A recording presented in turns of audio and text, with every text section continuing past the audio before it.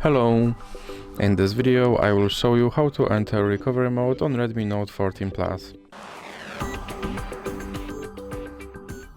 So you have to start by powering off your device.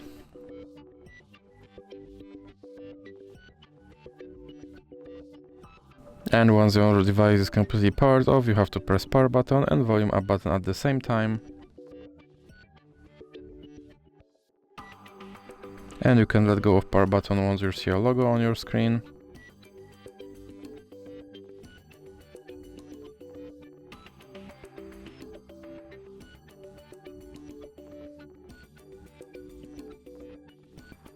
And you are now in recovery mode. So that's it for this video. If you liked it, please remember to leave a like and subscribe.